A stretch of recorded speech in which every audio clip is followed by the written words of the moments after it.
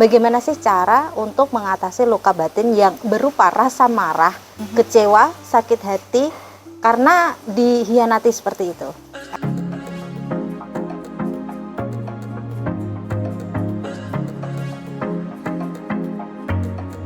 Ketika kita diselingkuhi kan pasti kaget ya, marah dan bahkan tidak menyangka sama sekali kalau suami yang selama ini kita anggap sebagai raja, yang mana kita memasrahkan kehidupan kita kepadanya, justru malah mengkhianati kita.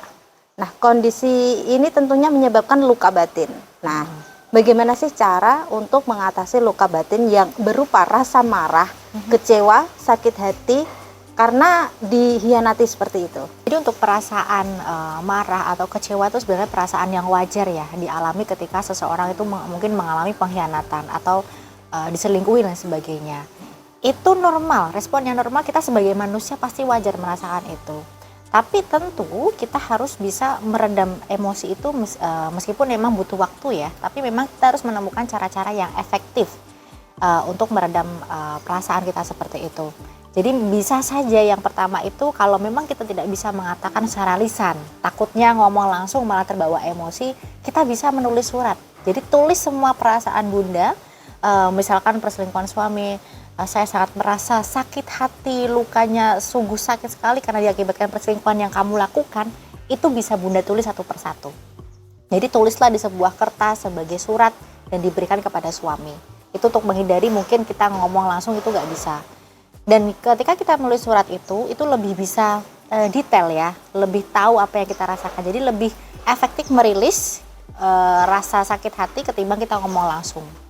Jadi kita juga perlu meluapkan rasa amarah yang kita rasakan, tapi dengan cara yang aman. Caranya seperti apa?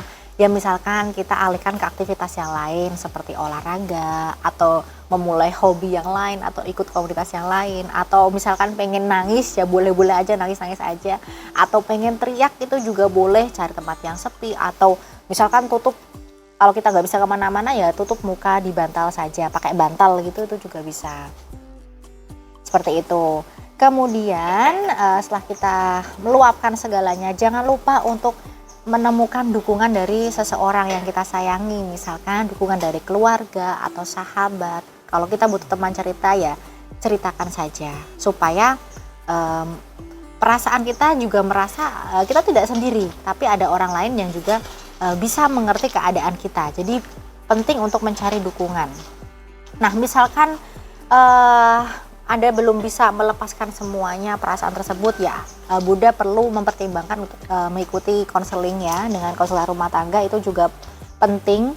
Karena ketika kita tidak bisa menyembuhkan luka sendiri, pihak ketiga itu sangat berperan penting untuk mungkin membantu kita meredam emosi, menenangkan jiwa kita, atau bahkan bisa memberikan solusi terkait rumah tangga kita. Jadi itu beberapa langkah yang bisa Bunda ikuti supaya bisa menyembuhkan luka batin yang Bunda alami akibat perselingkuhan.